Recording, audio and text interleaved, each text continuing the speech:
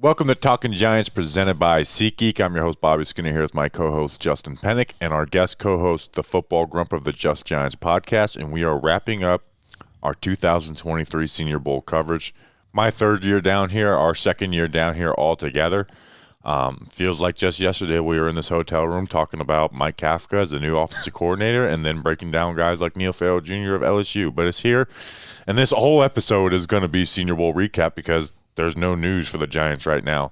How are you guys doing today? Grump, how are you? I'm good right now. We were out. We had like a weather shock to our bodies. We went from super hot day one. Today, by the time we left, was not hot at all. Pretty cold. What do you mean not hot? It was cold. I was dying today.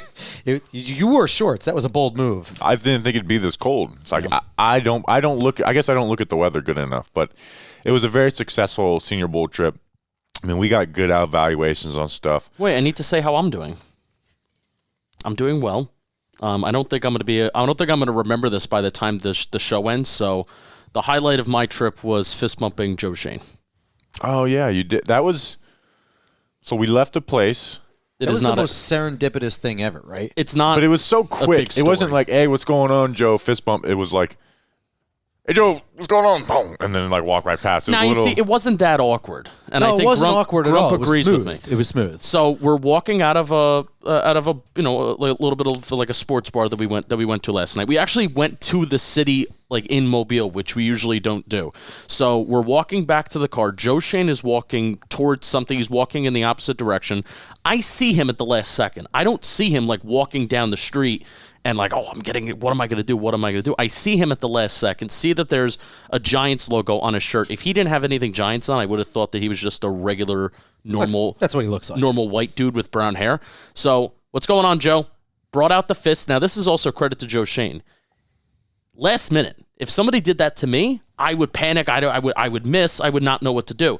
Joe Schoen, cool, calm, collected. What's going on? Fist bump. We walk by. We go in opposite directions. Yeah, it was very smooth. And if a stranger just said like, "What's going on?" Like, I'd be like, "Huh?" No, and I would act all surprised. I would get off my game. But Joe Schoen is smart, tough, dependable. Yeah, and they were all wearing their smart, tough, dependables jackets. They're actually the playoff ones where it's. Remember, I pitched that to you, and you're like, "I don't think people are going to buy that." And now I don't think people would buy it. But then I posted that, and I captured them wearing smart, tough, dependable. People are like, "Well, you guys got to make that now." Yeah, it just feels like a Chevy shirt. Every time people want us to make shirts for like stuff, and it's like, well, you guys don't buy those shirts, but. Yeah, but the Senior Bowl was very successful. 3 full days, no rain. Got some good evaluations. And, I mean, on positions, we talked about it. The Giants really, besides quarterback, assuming they bring back Daniel Jones, basically let's just assume they bring back everyone except for Kenny Golladay. There's not a single position on this roster outside of quarterback and kicker where they don't need players. Like even like defensive tackle, you have Dexter Lawrence and Larry Williams. You desperately need depth there. You get a nice rookie in Daniel Bellinger. We still need tight end work. There's not a position, and I get tackle, I guess, is too. So we weren't really keying in on the tackles as much as we have been in the 4 years of doing this show. But swing tackle. Yeah, but and even then you have Tyree Phillips. But like there's just no depth on this roster. Even if you feel good about the starters, there's no depth. Safety maybe, but even then, like we don't know if Julian Love's going to be back. So the one guy coming into this, though, and I hate to start on a Debbie Downer note, Rashee Rice, the wide receiver out of SMU, put up 1,400 yards for them this year. He was the guy coming in. It's like, be a star. And to me, he was not that at all. In fact, he was downright disappointing the first 2 days. His day 3 wasn't horrible. Actually, no, his day 3 was good. It wasn't bad at all. His day 3 was good. Like, he made good plays. He did good in one-on-ones. He had a nice touchdown in team drills. But even in the day 3, it wasn't like a star performance. It was like we're watching Rashee Rice because he's the big name in this wide receiver group. And it's like, okay, he played good today. But if there was other receivers who had better days than Rashee Rice did on day 3. And got to go do full evaluations on this guy. But coming into this, I was hoping he could push himself into that 25 range. Well, now I'm pretty comfortable in saying like that's not where he's going to end up. Like he's a second round guy, and you kind of have to rethink what his role is after being down here. And again, I don't want to make the Senior Bowl the end all be all, but it's like Like the Giants need a guy in the wide receiver room. I don't know if Rashee Rice can be that guy. So, yeah. Or they need the guy. I don't know if he can be the guy. Well, yeah, exactly, right? So it's nothing that happened here this week with Rashee Rice was like, man, I don't know if we can draft this guy. I think it's more like, I don't think that's what we need from him. You know what I mean? Like you said, there's guys who we didn't know about coming down here, and they forced us to watch them. They stood out, and we were like, I want to watch his next rep. I want to watch him against that guy. You know what I mean? Rashee Rice, we were just, it was like, is he going to win anything? Like the first 2 days, like it was really a struggle. Really struggling with press coverage from the corners. And granted, I'm very excited to talk about the cornerback group more than anything because that group is exciting. But he was really struggling with press more so than the other guys. If I didn't know anything about him, I would have said like, that guy's not good. And Robert Schmitz in our Senior Bowl Day 3 recap video on the JM Football Channel brought up as almost like, what do you use the phrase, big slot? Yes. Kind of like being like this big slot wide receiver who, guys in the slot, they're not facing press so much. They're facing cornerbacks who are a little bit smaller. And I kind of agree with that. It's not that Rashee Rice, I think he's bad. I still think the game tape is the thing that matters the most, and he definitely pops there. But thinking about how his role can translate to the NFL, when Robert Schmitz said big slot, I'm like, yeah, I can see that being a home for him in the NFL. And, I don't know if that fits for the Giants right now. He can be if we're there at the end of the second round with our pick, okay, that's a different story. Right. But pick 25, where if you're taking a wide receiver, like you need that guy to be what moves your offense down the field with Daniel Jones. And Rice, I think, is just like from what we saw down here, he just looks like a guy who can be a solid wide receiver in the NFL, not a game changer, not a team-changing wide receiver. Right. Other wide receivers that you guys want to talk about. Jonathan, let's start with Michael Wilson out of Stanford and Jaden Reed out of Michigan State. I think both of those guys just proved that they can be solid contributors. Now, Michael Wilson has had injury issues, Jaden Reed not. But Jaden Reed at 5'10", 191 pounds, and then Michael Wilson, different type of player, 6'1", 216. But what I liked about those guys on the national side, those guys, they won at all three levels of the field. Right. Like then they had good foot frequency. Their route running was crisp. They were able to attack whether it's the quick game on the drags, the slants, running a dig or an out or a comeback, or if it was just, hey, stack this corner and get deep. They both showed that they could do that consistently. Neither one of them faced the more sticky corners of the American team that we saw yet. So it'll be interesting if you want to watch the game and take our notes, I guess, and see how they do. Okay, you know what? Actually, I am excited. I am going to watch the game. I don't usually watch the game itself. I think I will because of this. Right? There was a strange disparity of kinds of talent between the national and American team, and Michael Wilson and Jaden Reed were probably the two guys on the national team that stood out the most at wide receiver. Yeah. It'll be interesting, but Michael Wilson really does have a lot of moves at the line of scrimmage. He can really get a good, clean release off, and you're right. Like he wins at all three levels there as a wide receiver. He's very interesting, and Jaden Reed was somebody I was not super high on coming down here and leaving to go back home. I'm really excited to dive into. Jaden Reed is a guy who's projected to go, I guess, somewhere between the third and fifth right now. I hate talking about where guys are projected this early in the process. So, yeah, it doesn't matter. But just watching him, and I actually put him in the midseason mock draft I did for Talking Giants, and I just see a guy who's going to produce at the NFL level. Like 600 to 800 yards a year, which those guys are valuable. And if you get a guy in the late rounds that can do that to me is very valuable. He's 5'10", so you can see him playing in the slot, but I think he has the ability to play outside. Like Jahan Dotson was somebody obviously at a different level where it's like he might have to move into the slot, but it's like, you know what? In today's NFL, especially with the way teams are trying to play some off coverage and stuff. And if you have like an alpha wide receiver eventually, like the Commanders do with Terry McLaurin, you're not going to be facing a ton of press coverage, and you can move guys all around, and you're facing that off coverage. I just think he knows how to win versus that. And you're not going to face a ton of teams that are going to press you up and man you up. Now, when you do face those teams, it's tough.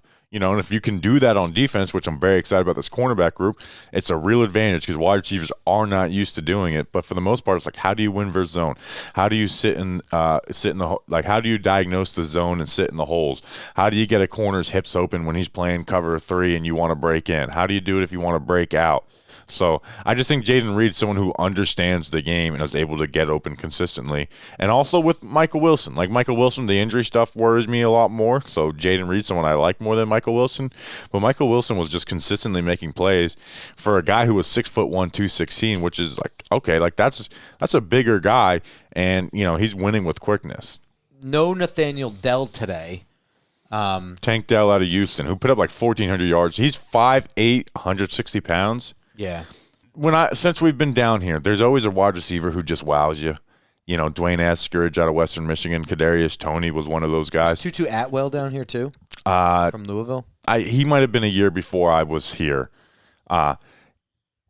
There's usually a receiver who just like consistently wins, and it's like he just can run. He can just move better than anybody out here and excite you. That was Tank Dell out of Houston, but he's 5'8", 160 pounds. So fits what the what Joe Schoen and Brian Dable look for. They did have their Smurfs in Buffalo, and they're not afraid to stack up on the slot wide receivers. Yeah, and again, I don't think it's just that's really small. Like it's hard to last in the NFL being that small, and blocking is a part of playing slot wide receiver. They're trying to, NFL teams are trying to bring big nickels in, like what the Seahawks did with like a guy like Kobe Bryant out of Cincinnati, put him at nickel corner and basically turned him into a nickel corner / linebacker to help play with the run game and be able to play those light boxes. And strange because he's small, but he did it well. So yeah, so it's Tank that was definitely the most exciting wide receiver out here, but I have trouble getting excited about it because of that size. Yeah, like Toney was 6 foot. Dwayne Eskridge, I think, was 5'10", 5'11". Even Wandale's like 5'10", isn't he? Wandale's very small. But Wandale, I think, is 5'8". taller than him. Yeah. But Grump, let me ask you this. Wandale's a little thicker, too. Because Nathaniel Dell from Houston had a really, really good week. And I don't know if it was injury, but he didn't need to be out here for the third day. Like, especially in those 1v1s, he was cooking everybody. He looked like he was operating at a different speed. His quickness, it was just quicker and more explosive than anybody else that was out here. Do you think Tank Dell and what we saw from him this week was kind of just a product of the environment of these 1v1s, of because of how kind of small and how quick, how fast he is, that he was able to gain that natural kind of separation because you're able maybe to freestyle your routes a little bit more? Do you think the atmosphere and the environment of the Senior Bowl helped Tank Dell stand out more, and does that kind of translate to what he's put on film? Well, sure. Look, here's the thing. If I'm overly gushing about Tank Dell, it's because we're down here to watch the Senior Bowl practices, right? Yeah. And if he's shining in the practices, it is what it is. I'm gonna gush over the guy who's consistently winning. Right. Yeah. Consistently winning, catching everything thrown his way, beating every single coverage. Now, here's the thing. That doesn't mean that the size doesn't scare the shit out of me. All right. So like 5'8", that's really, really small. 163, that's really, really light. He certainly plays a little bit taller than 5'8". Like I thought he was 5'10" all along because he does high point very well. He does extend very well. He's got good hands and he fights. Like, yes, he gets separation, but on those high point things, there's time for corners to close and he will still win at the catch point. The thing is though, I don't know. I kind of feel like he is a little bit exceptional in the way that you can get excited about him. I don't know if it's going to translate to the NFL level. Calvin Austin was injured all this year out of Memphis last year, who was very exciting. We watched him all live in person. He looked good last year. Do you think Tank Dell had a better week than Calvin Austin out of Memphis did last year? And Calvin Austin, I think, went in the third round last year. I think Tank Dell did have a better week. I do so too. Yeah. I think he's just flat out faster, like by a good margin. Like so, I mean, he might have I won't say the best 40 time because he's not a strider, but he's quick as hell, and it's very noticeable. He had a really, really good practice, and like as I've been talking about him and just kind of posting highlights, I keep hearing this sentiment like the Giants don't need another really short wide receiver. They don't really have a lot of short wide receivers. Currently on the roster is Wandale Robinson. Mm-hmm. Who else is a short wide receiver signed to this team? Right. Well, it's tough to find other wide receivers that are just signed to this team. The pushback to that would be, though, that there was a big-time investment in Wandale. Wandale's not just a guy on the roster. He's a big-time investment. Pick 42, I think it was. Second round, yeah. But I 100% agree with that, and I'm scared shitless of taking him with a premium pick or anything like that. I'm not even saying the Giants should pick him, but the idea that they don't need it or can't have it or whatever, where would we have been without Richie James throughout the latter half of this year or even the beginning of this year? So the fact that they don't have anyone to fill that kind of slot role, I guess like maybe Sterling Shepard, who's like 100 years old in terms of injuries, I don't think that there's no place for him on the roster. If it's the 4th round and he's still there, are you as scared picking him up? No, and I think that's a good point that you're making. That goes for all of these conversations that we're going to talk about. Most of these players, except for maybe on the interior offensive line, we're talking some higher picks. But like, there's going to be a tight end we're going to gush over. We're not gushing over him for a day 2 pick. Like, it's like if he's there day 3, like he's a want. Yeah, I really want that type of guy. So yeah, I agree. I think that's very relevant to the Senior Bowl because there's going to be maybe a couple of first-round picks out of here, and that's it, And then you're looking for value really in the Senior Bowl. So I think that's a good point to have in this full-on conversation. It's like if he's there 4th, 5th round, yeah, why not take a shot on a guy like Tank Dell who can just move better than anybody on the field? We're talking about production. We're talking about traits, and we're talking about like character, work ethic, that kind of thing. We're not talking about draft value. That's not something that we're talking about here. So It's like we're just talking about guys who shined, looked good. He looked good. Yeah. Right. We've spent a lot of time on just a few wide receivers. Can we go a little bit more rapid fire on some other guys that maybe stuck out to us? I mean, really the other note I had was Jonathan Mingo at 6'1". It's out of Ole Miss. It's just I like him. I love him. I can't really pinpoint exactly like what he does amazing, but it's just like he finds a way to get open. He's physical. Okay. And I like him. Well, amazing is the word there to analyze and I guess critique. Well, here's what he does do amazing. He's a freaking awesome blocker. Yes. Really, really good blocker. And I'm heading into this offseason, and I've said this a few times, I'm heading into this offseason, and how I'm analyzing wide receivers is your ability to come back to the ball, come back to the quarterback, find the quarterback whenever they improvise. Can you do that? And also your ability to block as Giants and more NFL teams are just running outside the tackles, trying to test linebackers and running away from really good interior defensive linemen that we're seeing across the National Football League as well.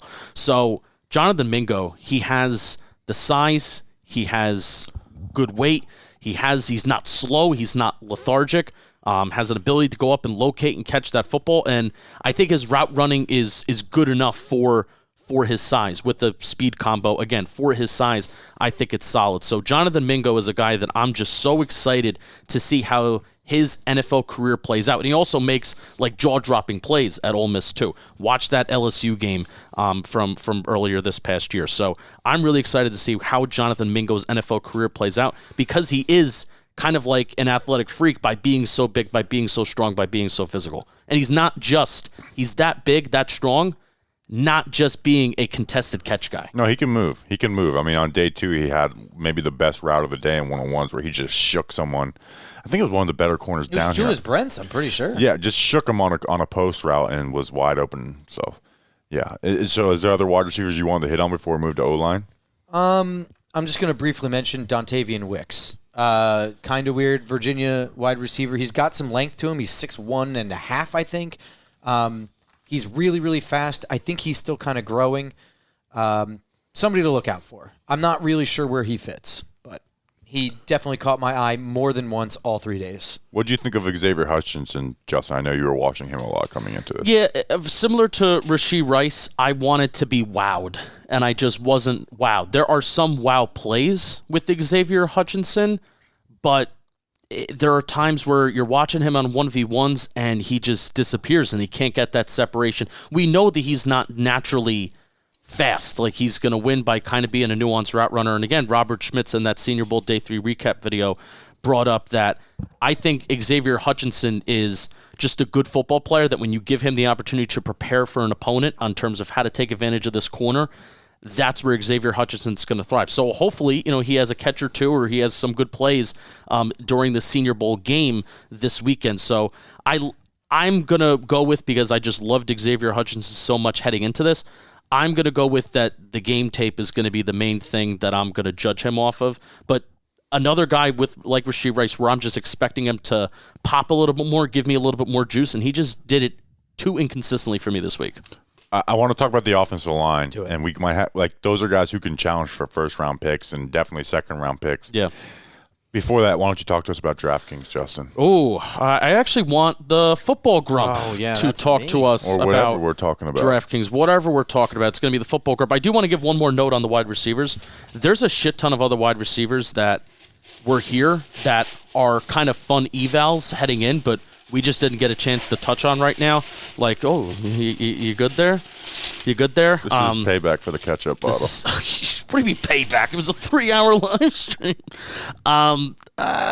Michigan, Ronnie Bell is a guy that I kind of liked heading in. He had an all right week. Who was it from? I'm not a big Ronnie Bell fan, just in general. Yeah, he's coming. He tore his ACL a couple years back. No, it's Cincinnati.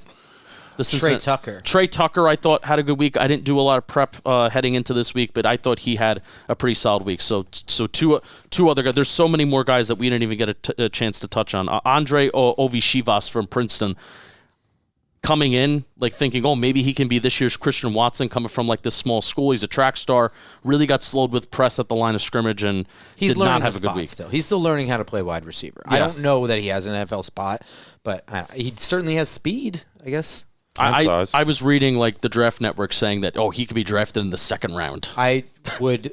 They say everyone could be drafted in the second or third round. To be fair, yeah. All right, tell us about DraftKings. NBA fans, it's time to bring the hoops action to the palm of your hand with DraftKings Sportsbook, an official sports betting partner of the NBA.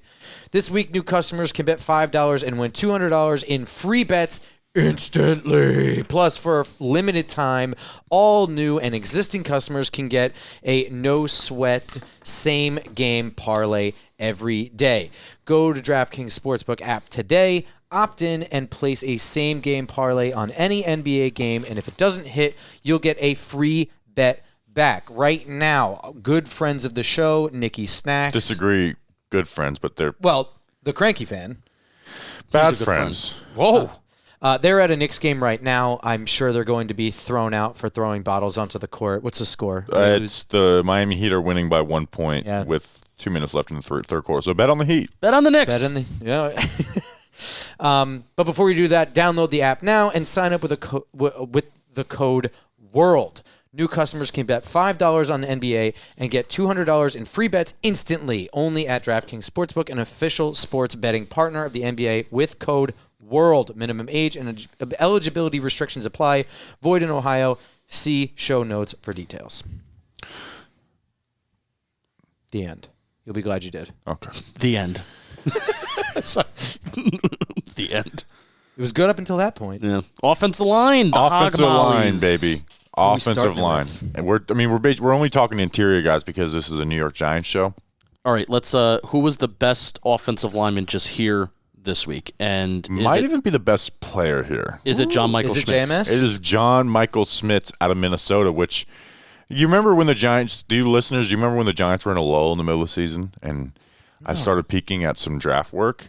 Who did I message you, Grump, I really like this guy? You messaged me on JMS, John Michael Schmitz from Minnesota, and I didn't watch him. Minnesota center John Michael Schmitz. He was a badass down here. He was, whether it was even in pass pro, he would stun. His hands are strong, man. He's got pliers for hands. He works leverage. He understands the position. He's a former wrestler. The cover one guys got that out of him. Talking about how the wrestling has helped him. Work leverage and understand the body and how weight shifts. He was just the flat out best offensive lineman down here. I thought he looked. And Osiris Torrance, the guard out of Florida, who there's a film breakdown out on it. I thought he looked solid down here. I still have some of my same worries with his foot speed, but he did look solid. He was the second best lineman, I thought, down here. But John Michael Schmitz looked like a much better player, even though Torrance might have better ability. He was just whether it was in team drills, he was sealing guys off and getting creases behind him. He was getting to the outside shoulder when he needed to. And then in pass pro, I thought he had the best pass pro one-on-one rep of the entire thing, where he gets into one of the defensive tackles' just chest, pops him in the chest, and these one-on-one drills, it allows the defensive lineman to counter like crazy. They start bullying. He goes to his hop step. So it's not only oh, he's strong and he can use leverage. Like, he understands how to use his hands, what moves to use, like how to play. And this is, again, without doing film study on the opponent, on knowing what helps them. John Michael Schmitz, if you want him in the second round, Giants fans, I don't think he's going to be there. Like, he's going to be, I think, to me, coming into this, I viewed him as a second rounder. Like Zion Johnson last year, he really raised his stock. Now, I don't see him raising his stock to Zion Johnson level, and nor should he. But, like, if you want him, he may need to be a guy you take at pick 25, which I don't know if I'm there with that. I'm going to do a film breakdown on him this week. But, man, he was a badass down here all week. I would say watch that film breakdown, because my only concern, because he won everything this week. I mean, I don't know if he had a bad rep this week. He even was out on a screen, got out and clobbered somebody in the open field. And he gets out there fast, man. At 25, I might be there. My concern is the defensive linemen here are not exquisite, and he played at Minnesota, which is Big Ten, but I don't know. We'll see. I want to see your breakdown of him. But here, he maybe had it a little easier than, say, the wide receivers had some sticky corners on them or something like that. I'd be interested in that, because I think if the Giants can get themselves a badass center with two badass tackles, their offensive line skyrockets in what it can do. I think I had this thought after day 2, where I was like, are these offensive linemen that good, or are just these interior defensive linemen just that bad? That's one of the most disappointing things that I had coming away from the Senior Bowl this week, is looking at how awesome the interior defensive linemen were last year, where you had like Fedarian Mathis, John Ridgway, Neil Farrow Jr., Travis Jones, and others that are like just stand out. Yeah, even who was the MVP out of Oklahoma? What's his name? Perrion Winfrey. Like, they were beasts. And you had guys like Jermaine Johnson on the edge, even smaller schools like D'Angelo Malone. I'll be honest, I thought, and this is not what you should do for radio if you're looking. You're supposed to hype up every class like it's the best and get people to watch. I thought the talent down here was a step below than what it was last year, especially on the quarterbacks, by the way. Can we say that? The quarterbacks pissed me off how bad they were. They couldn't hit anything in team drills. They were horrible. They didn't even play with some gunslinger. They all looked like they were afraid to make a pass. So I just wanted to say that. Yeah, which maybe that impacts our, the evaluation on the wide receivers too. Maybe a little bit. I mean, you're still watching the way that they run the routes, regardless of whether the ball is catchable or not. Their ability to get open isn't really dictated by the quarterbacks. But going back to the offensive line, the offensive line on the national team and the American team really, really did a good job of dominating. And really, between the interior and the edge guys, there was very few guys that I'm walking away saying, I want to watch more of you. But I am walking away with a lot of offensive linemen on both sides saying that I do want to watch more of you. Tyler Steen, who was someone I came in here saying, like, I want to see him at guard. He had some really good stuff when he did actually work at guard. Yeah, day 1 he was Alabama. At tackle, and then day 2 and day 3 he was alternate, but he was basically a guard for days 2 and day 3. Didn't see him a lot of tackle through the second half of the week. Yeah, he looked good. He used his hands well. Like when I wrote down my grade for him, I was like, 4th round tackle, guard, could I think even like sneak up into the end of the 2nd round. So that could be something if the Giants are looking at tackles now as like, hey, possible move into guard plays, that could be someone for the Giants. Cody Mock out of North Dakota State. Now, he wasn't, like, perfect out here. He had his fair share of bad reps. He played tackle for North Dakota State, came in as a tight end. If you've probably seen his picture on Twitter where he wears he doesn't wear it. He has the long red hair, and then he's missing his 2 front teeth. Those guys, like, there's always those guys at the Senior Bowl, and like Quinn Miners out of Wisconsin and Whitewater a couple of years ago, and everyone falls in love with them. And I'm just like, well, I just don't, Like, it's like you got to be a really good. I really liked him, man. He moves well. He had some badass reps in the run game. And then the pass pro, well, there was some bad reps that he had. His hand usage, I thought, was really, really nice. And that comes, from sliding the tackle the guard. He's never played guard. Like, I think he's a guy who could be in play with that 2nd-round pick for the Giants, too. He's violent, he's aggressive, and that's usually the things we see from the smaller school guys. Like, you see the splash plays, the pancakes on, the South Dakota State edge rusher or something like that, right? What he was that we hadn't seen with the other small school guys is just technically sound. He is doing the little things right, and that's why he is winning most of his reps here. He's He's really exciting. I think he will go high. And if the Giants do take him, I would be very happy to have him. Yeah. Is there any other offensive linemen you want to touch on, though? I mean, those were the guys that I really like. John Michael Smith, Osiris Torrance. Those guys are first-round, second-round type players. Cody Mock, Tyler Steen, I think, can be end of second-round guys. I really like Steve Avila from TCU. Yeah, I need to do film work on him to give my real opinion on him, but he definitely had a good week back down here. There was some we can talk briefly on the tackles. I really like the way Jalen Duncan's feet move out of Maryland. Matthew Bergeron, like I kind of had a love fest for him on day 3 while not really paying attention to him much on day 1, day 2, Syracuse tackle. Like he got me really excited. So there was some fun tackle play out here, but I'm also more of the believer of like I want my tackles in the first 15 picks or not at all, and luckily I have 2 of those. So good for you. I really like Emil Ekiyor out of Alabama. You talked about his short arms. Yeah, I mean, they moved him to center, which he's not used to that center position, right? So he's got if he's going to play that, which I do think he's going to have to do. He's 6'2", but he does have trouble getting his hands on guys because I got to go look at his actual arm measurements, but at 6'2", you would assume they're not the longest arms in the world. Darnell Wright, I thought, was the best tackle here. It was him and the guy from Oklahoma. Wanya Morris, right? Mm-hmm. Yes, it was Darnell Wright and Wanya Morris that I thought were kind of the two most stable tackles here this week. I'll throw one more in there, but we probably forgot him because he only was day 1. It was DeJuan Jones. DeJuan Jones at Ohio State. Friggin' monster, dude. Film breakdown coming. It should be out when you're listening to this. It's out on Friday, so. Let's see. All right, let's talk about the corners. We're 30 minutes in, and the position that I thought that was the most exciting was the cornerback position. There's Miami cornerback Tyreek Stevenson is a I want that type of guy player. Like he's 6 foot, he plays press. He's just so confident in press. Like we were watching him, and we got real close to him on Wednesday, and I mean he's just like he's got his eyes locked on to what wide receivers are doing. His hand usage is great. There was one weakness I thought he might be a little susceptible to the deep passes, the Princeton cat got past him, not like burnt him, but like kind of he got a better throw would have been a touchdown. Yeah, or at least a good opportunity for a touchdown. So there was that, but man, he like knows how to wall guys into the sideline. Like the Princeton guy made a great catch. And it's like, oh, he was 2 feet out of bounds, not even close to being in bounds. He was like he was challenging guys consistently, and you could tell like he's a baller. Like he's kind of like that alpha corner that you want on your team. So, and the Giants are in need of those guys. Like Tyreek Stevenson was a very fun watch. And you guys know me, cornerback's not my favorite position to watch at all. But I was like, all right, I want to watch these corners day 2 and day 3. Another man cover corner that's a little bit less press, a lot less grabby. Stanford corner Caillou Blue Kelly. I think he was consistent all 3 days. He got challenged more and more days, like from Tuesday, Wednesday to Thursday, but held his own the whole way. And of all the corners here that were good man corners, he is by far the least grabby, right?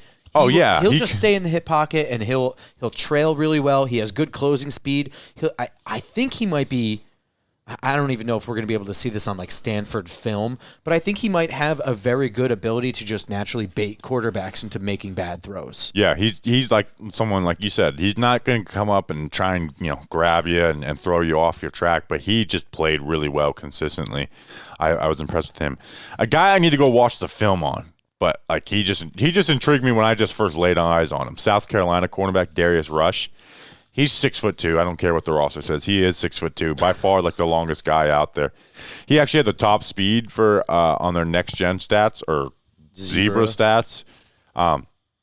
He was just like he was engulfing wide receivers, like almost like sunning them, like where they're like trying to run a dig, and he's like running in that trail position. And he's just like almost like looking in their eyes, like wherever you go, I'm here.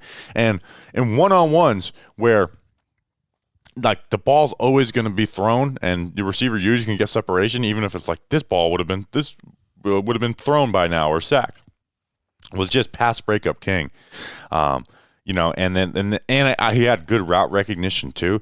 There was on the first day, there was a comeback route. He just ran the comeback route and got an interception.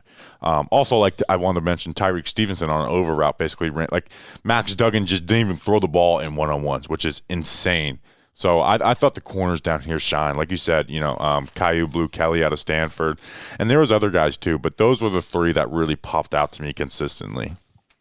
I'm going to go home and do work on one more guy that I didn't know anything about coming down here. And he had good reps and bad reps, and it's Anthony Johnson from Virginia. By day 3, I knew his number immediately just because I kept having to look down. I was like, oh, who is that? And then be like, oh, I just had to keep looking it up because he was not on my radar. He was not perfect at all. He was probably 50-50, but he had some interesting traits. He has some good closing speed. I want to check him out more. On the defensive line, who were the guys that you thought, and it was not very good, who were the guys that stood out to you, Justin? Keanu Benton out of Wisconsin.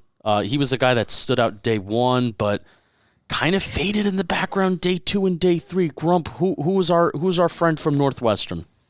Adibare. Adibare. Yeah. Adibare. All 3 days pretty consistent. Yeah, and he had a serious pass rep today where he moved Jared Patterson out the back of the end zone. Oh, yeah, and Jared Patterson wanted to fight him. He bull rushed him so bad. And it was not like a tough – he just literally just real quick punch right up in the shoulder and just walked him back to the goalpost. It was fantastic. Oh, yeah, that's the type of play that gets a defensive tackle like going viral on social media type stuff. There was an interior defensive lineman, Gerard Clark from Coastal Carolina, who had back-to-back good plays against the center from Troy, who he did not have a good week. But I thought it was interesting. I was recording, and I don't know why I zoomed in on Gerard Clark celebrating with a coach. But then lo and behold, he works his way back into the pile of players, and lo and behold, who is the coach that he fist bumps? He fist bumps Wink Martindale, who spent his entire time here watching D-line and edge. Yeah, basically that's all he watched. No, did he not watch the corners day 1? I watched Wink Martindale, and I saw every time I saw Wink Martindale, he was watching the D-line and the edge group. It was Jerome Henderson that was obviously, he was down here too, and he was watching watching the DBs. Who else is? It'd be weird if he watched the D-line. But Gerard Clark, Coastal Carolina, obviously small school, but 6'3", 343 pounds. I do think he is the biggest defensive lineman here. He's at least the biggest defensive lineman that was on the national team. And, if the Giants want to keep Dexter Lawrence and Leonard Williams, I think they kind of have like those 3-tech, 5-tech guys. They're looking for the big guys that can maybe be up the middle, maybe even be a nose tackle, to kind of spell Dexter Lawrence every once in a while. Remember, the Giants couldn't stop the run for anything this year. Yeah, just in case you forgot. That. Yeah. Zach Pickens out of South Carolina, I thought was very impressive. Yes. He had some good film versus Cedric Van Pran. 2 C's. Video on him. Yeah, Zach with 2 the 2 C's and an C's. He's thick with 2 C's. On the edge, Will McDonald out of Iowa State definitely had some good stuff. I mean, he had 34 sacks, 40.5 tackles for a loss at Iowa State. He's interesting at 6'3", 240. Or I think that's what he – actually, what was his official weight? Oh, I have him circled. Hang on. 300. 6'3", 300. 6'3" and a half, 300. You think Will McDonald weighed 300? I'm looking at Zach Pickens. 6'3", 340. Or 240. Oh, my gosh. This is the biggest edge player we've ever seen in our lives. And he has spin moves. So I thought that was pretty interesting. I want to go watch him. 2 guys I was so disappointed in. And I think the coaching staff was disappointed in them, too, because they ended up like moving them to play defensive tackle reps. Isaiah McGuire out of Missouri. Keon White out of Georgia Tech. Those are 2 guys I was keying in to watching this week. Work their speed to power. They just had nothing. Like, they were very, very disappointing. One was with the national team with Keon, and then the American team, McGuire. They didn't do anything for me, and I think this was an environment where they need to prove themselves. Like, remember Patrick Jones out of Pitt a couple years ago? He was a teammate with Rashad Weaver. They were like the sack duo at Pittsburgh. And Patrick Jones, he came off the ball. He fired his hands. He was strong. He just came in low, and he was a fun watch. And he came down here and sucked, while a guy like Rashad Weaver thrived. And I think both these guys, McGuire and Keon White, who play a similar way, I think Keon White's probably just built better than both those guys. Both disappointed. Where like it very much like sours me on those two guys. Like he's a Georgia Tech kid, right? Yeah, White's the Georgia Tech guy, and McGuire out of Missouri. Really does sour me on those two guys. Where it's like, man, you're not playing. You're playing against good competition. You're not playing against great competition down here, and I just was very disappointed with those two guys. Isaiah Foskey flashed. I wanted to see more from him, but he did have some really good plays too. So I can't take anything away from him. Did we already talk about Andre Carter? Is it even worth talking about? It's worth talking about the Army edge, Andre Carter, who's 6'6". What did he weigh in at? 234. Too light. 6'6", 252. Oh, 252. Well, he plays like he's 234. He got bullied in the run game. He's going to be a project. I saw coming in, like I remember, like when I went and looked at his profile when I did his evaluation coming in here, people were putting him at like 34th overall. Like no, like he is a flat out project out of Army. Let's put it this way: by day 2, he was losing pass rush reps against tight ends. Well, he had one-on-ones, and I did see some good pass rush reps, but in the run game, he gets dominated. He gets flat out dominated. Yeah. Besides Will McDonald from Iowa State, who we already talked about, there was no edge rusher really at all. No. That I'm like I have to go watch them. There was Byron Young from Tennessee. Okay. On the American team, he's an edge rusher. He plays light, and he was using his momentum to get into guys' chests and start the process of getting towards the quarterback. He didn't use any pass rush moves, but he was using his momentum so well that I want to just go back and I want to watch him, and how do you actually play like a real game of football? Well, I guess what I wonder is if he learns some hand movements and stuff like that, like. Because when he does that, when he gets that fast burst, and he does get hands inside fast, and that's why he does get the initial push. But there's no second step to There is anything. nothing. So he just keeps going until they re-anchor, and then he's just too light and not strong enough, and it ends there. I wonder if there is some kind of like combo, like if he throws a rip move in there or has a spin move or anything else. Yeah. Anything else. He was frustrating because he was one of the only players that every single time I was watching him, he was like winning initially. And I'm like, well, you got to add something to it to actually get past the tackle. And he just didn't do it. So again, that's why I want to be like, how do you actually play the game of football? And do you add any moves, or is this kind of what you got? But, really, I mean, is it fair to say that Will McDonald, Iowa State, really the only edge rusher that was like, wow, yeah, had some good plays and had some good moments. Yeah. And it's, and again, the one-on-ones are made for edge rushers to have moments, even if they're not that good of players. And they just didn't do it. Let's talk about some miscellaneous players before we go, but first I want Justin to talk about something. I'm going to talk about Manscaped. Breaking news. Manscaped now sells beard products just when you think that Manscaped can't give you anything else to take care of yourself. They got you back. They are once again revolutionizing men's grooming with the brand new Beard Hedger Pro Kit. Now you can finally use Manscaped products to make your drapes match your carpet by going to manscaped.com and using code GIANTS for 20% off, plus free shipping. This cordless trimmer, the cordless trimmer, has a rotary wheel that gives you 20 hair cutting lengths, all with one guard, so no more messy drawers full of extra add-ons. I like that. That's called efficiency, folks.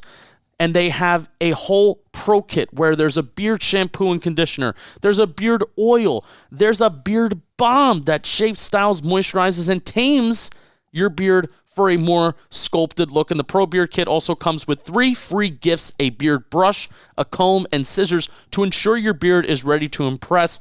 One of my friends, I gave him this beard kit recently, and he really likes the brush and the comb combo. Really likes it. Feels good against his face. So I want you to go to Manscaped and get 20% off and free shipping with the code GIANTS at manscaped.com. That's 20% off with free shipping at manscaped.com and use code GIANTS. Manscaped Beard Hedger, 1 stroke, 1 guard, 20 lengths. You'll be glad you did.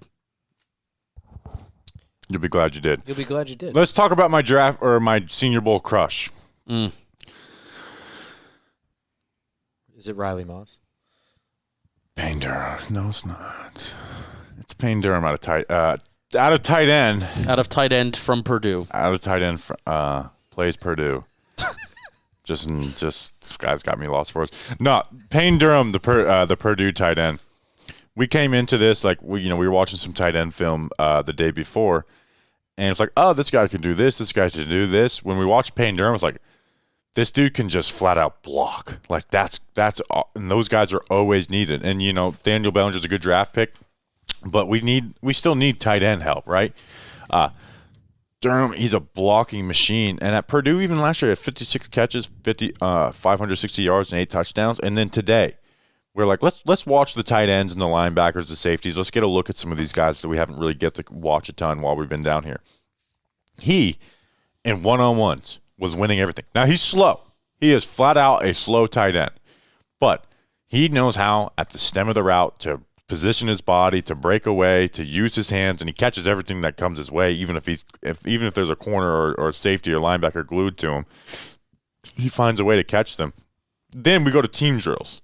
Where it's like, one-on-ones, it's not the hardest thing in the world to get a catch on one-on-ones. They're built for you to make catches. We go on the team drills. If they throw up a ball to him in the end zone, he's double covered. They rip his helmet off, comes up with the ball. They line him up at fullback. He sneaks out. He catches a touchdown. He made other catches. He had a 25-yard catch up the seam that you clipped, Justin, and he had to really reach out for it. He was flat out just a good tight end down here. And I don't know where he's going to end up going or anything, but he is going to be an asset to a team that drafts him. It doesn't mean you need to pick this guy in the first or second round, but wherever he's drafted, he will be an asset because of, one, the blocking ability. A lot of guys don't have that. Some guys may have some decent blocking. They don't have what Payne Durham could do, where he was flat out dominating guys. Big plays were happening in the run because of Payne Durham. And then, being able to knowing how to use your body, even though he's not the fastest guy in the world, to get separation and make catches and then make tough catches in the end zone. I mean, he had 8 touchdowns for Purdue last year. Payne Durham he's going to be in the NFL for a long time.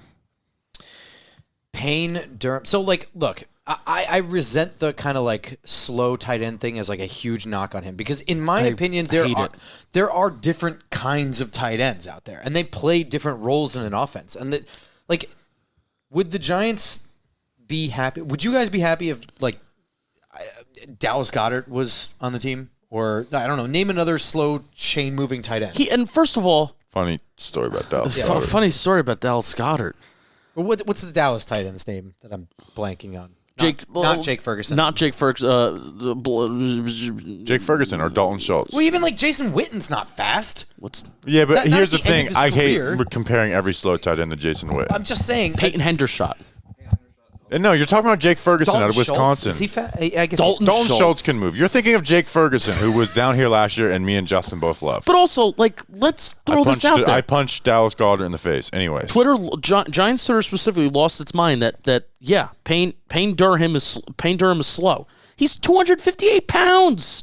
He's huge. That is a huge man that's moving well for his size, and if you combine his blocking ability, and I don't think that he's just the thumper. That's the phrase that I give a lot of boring tight ends, that if you're going to be drafted on day 3, but you can kind of somewhat block, that you're just going to be a guy that's going to catch stuff in the intermediate part of the field, and you're going to get 8 yards after the catch simply because nobody's around you, but you're only going to just thump down the field. Him. I don't think he's a thumper. No, he's not. He drags dudes down the field. Yes, he does. That's the thing. First of all, he's a chain mover tight end. He's going to go to a spot, and he gets good body position to make up for that lack of speed, that lack of quickness. Awesome. And he makes contested catches. He has strong hands. Not only that, even if he is stopped short on 3rd and 4, if he's only 3 yards down the field, he will carry 3 or 4 guys another 3 or 4 yards. I'm not worried about that. On top of that, he lines up kind of a little bit all over the place and still manages to get open. And, the play in the end zone, you had the App State linebacker in front of him. You had the Iowa State corner behind him. Still makes the catch, gets the helmet ripped off, everything in the corner of the end zone. I think he is a good receiver, and the Giants have Daniel Bellinger, who's an well-rounded tight end that allows them to look at a guy like Payne Durham and be like, yeah, we could use that. But if you don't like that, Luke Musgrave is the tight end down here. That's the receiving guy. Yeah, right? He was able to stack guys and really beat them deep. He has some speed to him. All right. I want to finish off with this like we did last year, even though last year we were all coaching stuff. That's blinking. I don't know if that's good or bad. One just random miscellaneous player that we didn't cover in this. I can start first unless you have someone on the top of your head that you want to go with. At all or just during this recording here? What do you mean at all? Did we mention him at all, or just like tonight? Just in this podcast. Tajay Spears, Tulane running back, is sick. Had 1,800 yards, 21 touchdowns for Tulane this year. Just a flat-out baller. I'm not going to pretend I know anything about him at Tulane, but he's here nuts. he was nuts. He's nuts. He was running backs. Like, it's hard for running backs to shine down here. He was breaking away. He was making plays consistently. Do you have one, Justin? Sidney Brown. Oh my God! Everyone's taking my guys. I wrote down Tajay Spears and Sidney Brown. All right. Sidney Brown, safety from Illinois, was pretty fun. He had 6 interceptions for them last year. He jumped a route today. He had an interception in one-on-ones. He came down and triggered downhill from on a read option. He did some really good stuff. I was really hoping to say Sidney Brown. I will say, but I can't. You can't. I took it from you. Ryan Hayes from Michigan was a fun tackle, pretty consistent all week. He got a lot of people are gonna say, oh no, he wasn't, because there was the quote-unquote viral clips from the Senior Bowl. I think Foskey got him on a rep. So there's some bad clips out there of Ryan Hayes, but I thought overall he was pretty consistent throughout the 3 days as well.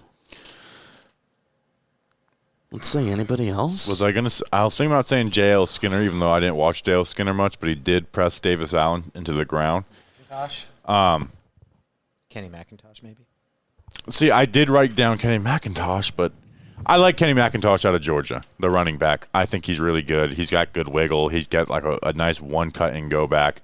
I like Kenny McIntosh. I think he's going to be successful at the next level. So, all right, that's an episode that closes out our Senior Bowl 2023 coverage. Very fun trip. Always love coming down here. Excited to come back down here next year.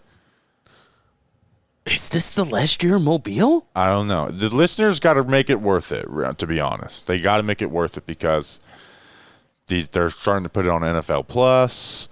You know, there's rumblings about how teams may want to move out of Mobile and move more to the East-West Shrine Bowl. So we'll see. We'll see. The listeners have to make it worth it. We need to hear from you guys.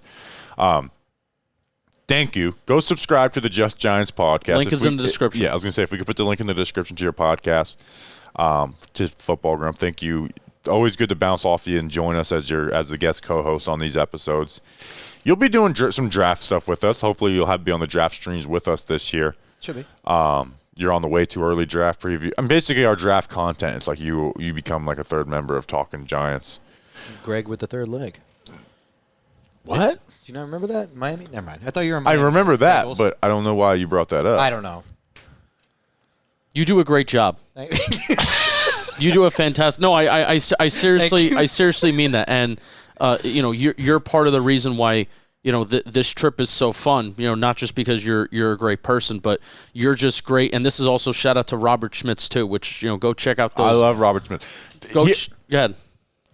Maybe tweet at JohnBoy_. At JohnBoy_. And tell him how much you enjoy Robert Smiths with the Talking Giants guys. Do that. That would be super helpful. But the JM Football Channel had those Senior Bowl each day. We put out a recap about like a 20 to 25 minute video, and again, those are great videos. Yeah, we really touch on a lot of players, and it's very efficient. It's not like this 50-minute, hour-long podcast that you're listening to now. But Grump, I mean, why it's so great to have you down here with us, and you're spending so much time with us is, you're just so great to throw. Oh, what do you think about this? What do you think about this player? What do you think about this rep? Like we were literally sitting here every morning from day 2 and then day 3. Leading into those days, I would have all of the 1v1 reps all clipped up, all ready to go, ready to put text, and we would, to put text on top of for the players, and I'd be like, oh, okay, what do you think about this play? What do you think about this play? What do you think about this player? And it would just be a lot of fun. So thank you so much. I enjoyed it. We analyzed together, and I think we both learned. And it's fun. I love being down here with you guys. Yeah. So thank you to the Grump. Thank you to Robert Smith. Thank you to my man Jeff. Thank you to Jeff, who's sitting right there right now. Definitely helped it. Last year, Justin was very stressed out because he basically had to do everything, and it was basically nuts. Where like the day after, I called Justin, I was like, "We will have somebody helping us next year." So, we will not come if we don't have someone coming and helping us. So, very very thankful for Jeff. Made it a lot less stressful week, and obviously thanks to John Boy Media sending us down here. Yep, a lot of fun. Anything else we want to talk? Is there anything we want? When we got a couple minutes, we can cram something in. Anything that we wanted to bring up before we go? Thank you to Cookout. Yeah. Thank you to Cookout. Yeah. Thank you to Cookout. Waffle House. Waffle House.